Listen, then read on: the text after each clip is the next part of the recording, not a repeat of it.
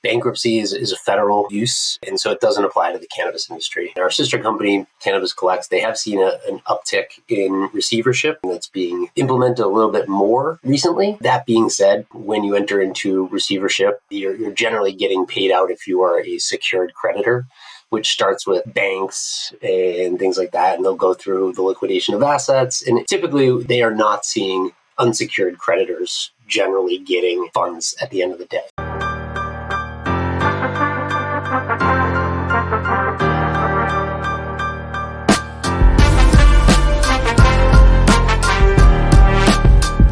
Welcome to How to Flourish in Cannabis. I'm your host, Brian Weber. How to Flourish in Cannabis is a bi-weekly, educational-focused show with experienced leaders in regulated cannabis.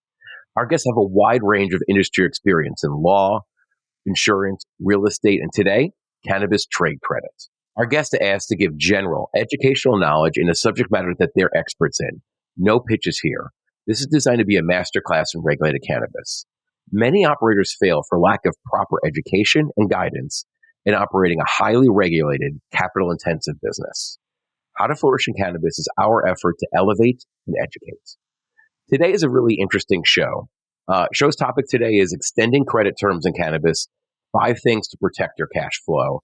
And I have a really special guest on today. Adam Cavanaugh holds the position of president at the Cannabis Credit Association, where he is at the forefront of instilling accountability and transparency within the industry, particularly concerning trade credit. With more than 6 years of experience in the cannabis sector, Adam embarked on his journey as the inaugural general manager at Leafly.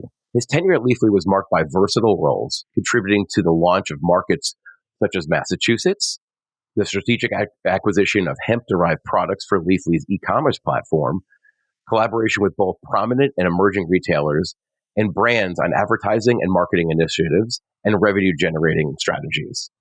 Adam, it's great to have you here today. Thanks for joining us. Absolutely. Thanks so much for having me, Brian.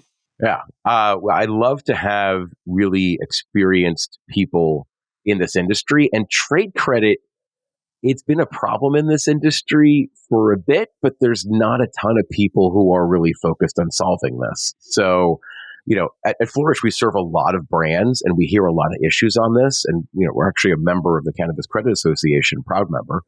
But I really wanted to have you on today just to generally just talk about the problem. What is going on with cannabis trade credit? Why is this such an issue? Do you mind giving us a bit of an overview? Yeah, absolutely. Yeah, it's definitely a problem. And I would say it's reaching epidemic levels in certain markets. It largely stems from, I think, a lot of factors, potentially a ton of retailers and a ton of brands vying for competition and shelf space. It starts, I think, at the decision-making step of what retailers are choosing to put on their shelves initially and what kind of offers they're potentially also being given. And largely, the folks making those decisions, availability to data is scarce. And so from the get-go, there's a lot of decisions being made without a lot of information. That in turn leads to, downstream problems, right? And so you've brought in all this product, and now what do you do with it? At the end of the day, a lot of these stores have to resort to discounting and things of that nature. There's no real liquidation market in this space. So the only way to move product is to BOGO everything and get it to move. So, and then there's disputes over quality and things of that nature. And so there's a lot of things happening at the transactional level. In return, a lot of folks are making decisions, hey, because we had to reduce this, our margin is impacted and our store wasn't necessarily where we would like to have it originally because of regulations. We can't just have a 100 walk score and be on the corner of a predominant intersection potentially with a ton of foot traffic. So there's a lot of different issues that lead to this. And ultimately, there are not a lot of protections in place for people who are lending out goods and services in this industry. And people make the comparison to the liquor industry all the time for this industry. Well, in the liquor industry today, if you were to go and stiff someone, there's regulations in place. There are agencies and things of that nature. And you do that to one person and automatically you're put on a COD list. And until you pay off your creditors, you are working with COD for everybody or potentially not working with anybody at all. And those are things that have happened over years of, tried and true grit and determination for these niche industries to develop practices to be a bit more discerning and weed out some of these bad actors. And we just don't have that in place. Yeah. So there's a lot of things that are affecting all of this. It's dispensaries maybe overbuying or buying things that they don't need. The value of that getting put down. Obviously brands, offering trade credit, 30, 60, 90-day terms is nothing new, in wholesale sales to retailers. But, lack of protections for brands and for retailers, related toward this, and just a very high complex, high cost, highly regulated industry to get in. All of these factors beyond just what is normal, like in normal environments, like in a retail and alc bev sales industry, that is a traditional, well-established business model here. Some of those things, some of those protections are not there for the cannabis industry for that nature. So I know we have a few talking points, to kind of go over things today. So let's talk about these from both the brand perspective, the manufacturer perspective, and also the dispensary perspective. Kind of starting first of the law, is a traditional, like, what resources are available for cannabis operators or cannabis brands, in terms of the law, kind of more being a reactive approach of if you are, you have extended terms and you're not getting paid, or you have received terms and you have the inability to pay on this, and you want to negotiate with with the manufacturer that you purchase from. What does the law say? What resources are available for the law? Yeah. So legally speaking, there isn't bankruptcy is a federal use, and so it doesn't apply to the cannabis industry. We have seen at our sister company, Cannabis Collects, they have seen an uptick in receivership being something that's being implemented a little bit more recently. That being said, when you enter into receivership, you're generally getting paid out if you are a secured creditor, which starts with banks and things like that, and they'll go through the liquidation of assets. And typically, they are not seeing unsecured creditors generally getting funds at the end of the day. So outside of that, and that's more of, I guess, like a state-based kind of bankruptcy process. But then it's taking it to civil court. And so, we're talking lawsuits, but there's no debtor jail. Jean Valjean is not a reality today where you could end up doing something like that. So yeah, there's no debtor's jail or prison. There's really nothing outside of that sort of civil lawsuit filing, which we are seeing a lot more of, especially in certain states. And it's time consuming, it's expensive, and it's also reactionary too, which is probably the worst way to solve a problem. I know we want to talk here today about some proactionary things that you can do, either as a brand or also as a responsible, dispensary in working with brands to be able to purchase things in a smart way. So probably not new advice for any of these things, whether it's cannabis or not. But like, I know the first one we wanted to talk about is kind of the most obvious one of like, get it in writing, what your terms are, what your expectations are, and what else happens if it fails. Can you go into some some things that you guys have seen rather successful in that terms, or some of the things that might not be worth the time to put on paper? Yeah, for sure. One thing we definitely recommend is getting people to fill out a credit application. Ideally, in that process, they're providing references. You're trying to get some information as to whether or not they're paying their bills on time. So that's, whether or not they put their brother-in-law on there as a reference is another story, but, at least you're getting something. And then in that credit application process, writing in language, which is easily Googleable, to say, in the event that you're unsuccessful in paying us back, any collections fees, attorney fees, things of that nature, will be paid for. And that provides some additional, coverage in the event that things do sour down the road. You're not out additional money. That could be a huge win. Personal guarantees and things of that nature. If outside of, I guess, more so the dispensary brand relationship, we see those more so on contractual type of contracts as opposed to transactional, which is more of the dispensary and brand relationship. So personal guarantee letters are a great thing for any kind of contractual contract that is a relationship that's starting. And generally, though, those tend to clog up the transactional type of relationship because it puts friction on there. There's a lot of friction, right? Sales is trying to move product. Really small print on the back of the PO potentially. Yeah, something like that. So yeah, anything that you can do to just try and get better line of sight as you're entering into these relationships and put some guardrails onto the foundational aspects can be extremely helpful.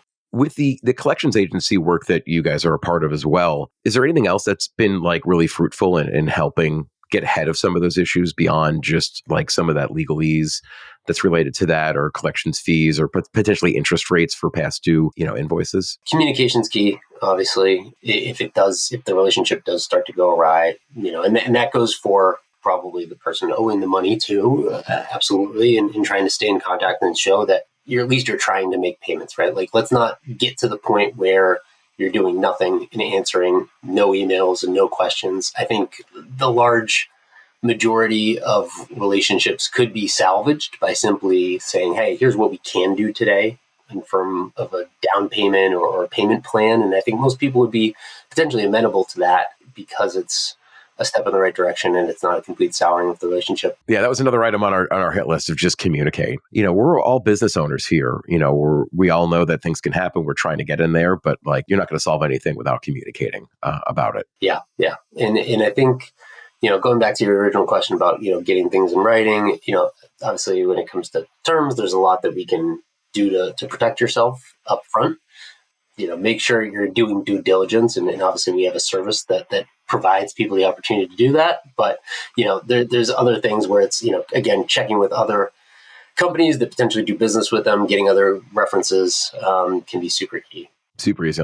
So is this a small community? Talk to other brands, talk to, maybe some of your competitors, talk to other retailers. Everybody wants to work with good people in this industry. And I know the lip service has a way of figuring those things out on here. And we'll get to some alternatives on there where you can find some of this information out. So we get it in writing. And we did definitely talk on communication as well. Just being very vocal and, setting expectations up front is a great way of getting ahead of these issues. And if there are issues, communicate with them and talk about them. Like any new cannabis customer, I know every dispensary I've gone to and usually ask for good advice that they give to newer consumers is start low and go slow. And I think that is a validated one here.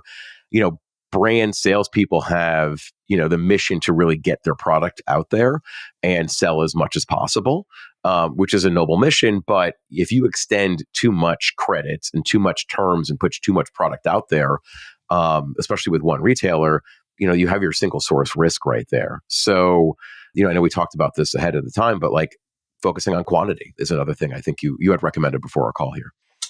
Forming good relationships, right, is fantastic, and making sure that those relationships are set up for success. And on both sides, from the retailer side, just say no is a great also alternative to start low, go slow. It's don't take on the product that isn't going to move. Don't say yes to the person giving you a brown bag of money to get the product on the shelf or some other incentives. And brands, potentially don't do that as well, because you're not giving your product to someone on the merit that it's actually going to move and form a long-term viable relationship. And I think companies can protect themselves too in this realm by structuring, incentives for their salespeople from a commission standpoint to build longer-term relationships as opposed to, individual sales units. Evaluate this over several months as opposed to first sale or things like that. And conversely, on the retailer side, make sure that and if they're doing multiple roles, they're in lockstep with the merchandising manager, the marketing team, so that everybody knows what product they're bringing in purposefully and have a way to move it in a way that's going to yield profits and ultimately be able to pay back the people who gave you the product in the first place. And so doing things like that are fantastic. And then, what you can largely do is ask people to limit the amount of credit that you're going to extend. Put a hard cap on any new relationships and say, hey, it's COD beyond anything over $1,000, or it's COD for the first, initial couple of buys until you can prove yourself as a good, mover of our goods. And, or if we are going to extend terms, we're going to hard cap it at, a couple $1,000 until, the first 3 months of our relationship are cemented, or first 6 months, and then take it from there. And I think it's less about, some of the specifics around net 15, net 30, net 90. It's just putting those protections in place to say, like you said, start low, go slow, set some limits, figure out if the relationship is going to be, viable for the long term, as opposed to a flash in the pan type of thing that ultimately never bodes well. Terms was definitely on our list of things of like focus on, like what you said, credit limits for customers. That's just not free for all, and also different terms. I know that you had touched upon one thing that really makes a lot of sense here is like, as a brand, you can only pay out commission actually if you receive money, from those sales, and aligning your salespeople on, that's part of when you want to have a push to get your brand into different retailers. I know it's a struggle there because everyone needs to make money on this one, but you only get paid if we get paid. And that's a really salient point to have to remember and make sure that those are earned, you're incentivized properly with those terms as well. So, we were going over a few other items on here, like before you guys started the Cannabis Credit Association, like you had noted to me in one of our pre-calls of like, people are going on to Reddit and Facebook groups to be able to like, who's paying their bills on time, who's not. I found that like really fascinating, but like, as with everything, one could be libel issues. Obviously posting anonymous is not much of an issue on there. And that's also not up-to-date information. If someone gets called out, those things could be resolved, but you could still have your name tarnished, on there. And especially if it was an honest dispute, quality, timing, whatever else that's on there. So I thought that was really interesting that they had those on there. I'm assuming those are quite regional. You also had mentioned that there was a regional group in California that had done something similar to this, but for Cannabis Credit, you guys expanded to a more of a national scale as well. Correct. Yeah. I think what we were seeing largely prior to starting this, and as we've started doing this and explored some of these groups, is there's there were a lot of people not getting paid. There were a lot of very upset people. Some of the things getting posted were potentially word of mouth types of things. Oh, I heard this, or I heard that, and that's dangerous. Moderation. I've learned from looking into forums that exist in other industries where they have these, credit associations and credit groups. They'll fly people down to a hotel room in, a certain part of the country, and they'll meet there for 2 days, and they'll have a lawyer present. And there are very strict rules on what you can say and not say to make sure that you're protected from a fair trade perspective and a liability perspective. And what we're seeing in some of these groups is the wild, wild west, where people are slanging accusations left and right. There's a lot of talk about this person and that person, and moderation is slim at best, if anything. And we really feel that, hey, as an operator, absolutely, you should be able to surface this kind of stuff in a community, in a forum, but do it safely and make sure that you're protected, your business is protected. More of a formal channel doing this as legacy becomes more regulated.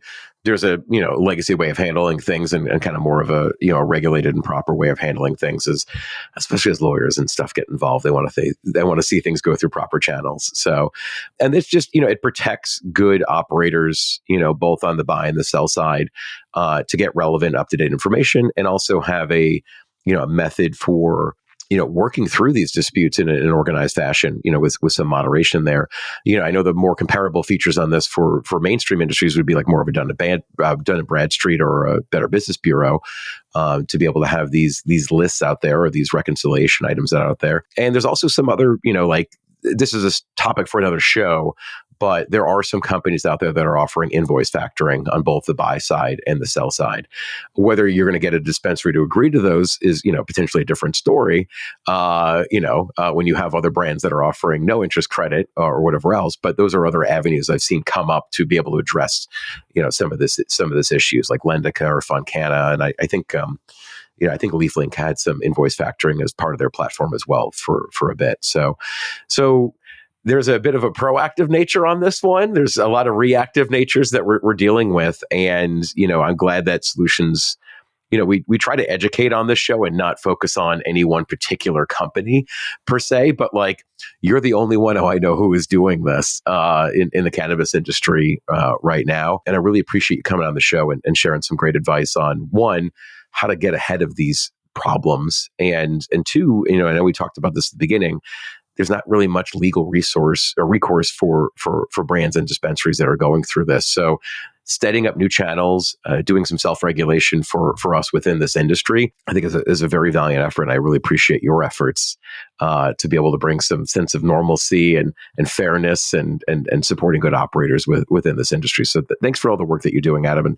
And then thanks for coming on today. If anybody's watching today, and you guys have questions for Adam or questions about brands and trade credit, give this video a like, shoot some stuff in the comments. It really helps. I'd love to have Adam back on, talk about this. But Adam, if they want to reach out to you direct, what is the best way for people to get in contact with you? Yeah, they can go and check out cannabiscredit.com. That's cannabis with a Z. We're welcoming members to our association all the time and essentially helping those members get better line of sight into the people they're potentially doing business with, having the ability to monitor their current partners and ultimately form a community where people are, sharing information and trying to bring accountability and transparency to the space. Because like you said, you go to run a D&B report on some of these companies, you're largely firing blanks. And so ultimate goal for us is to be able to tie numbers to these companies' names to simply improve on-time bill pay performance in the industry. So they can reach me at adam@cannabiscredit.com as well. Always down to chat, show people the platform. Our membership base is open to anybody throughout the industry, whether you're a licensed provider or an ancillary service provider. And we have a very eclectic membership base that is just that, laboratories, distributors, brands, marketing firms, POSs, ERPs, you name it. Everybody can come to the table as long as they want to help elevate the industry. They're down to share some data, and they could utilize our data to be, better business operators. And so a lot of different ways to get in contact with us, but happy to share what we can. And I'd highly recommend you check out the First Smoke of the Day show with I believe the brand that was on there was Maven that was talking about using your services, and they gave a little bit of a demo as well. So I thought that was really interesting. So Adam, thanks for being on today. I super appreciate it. We'll talk soon. Thanks, Brian.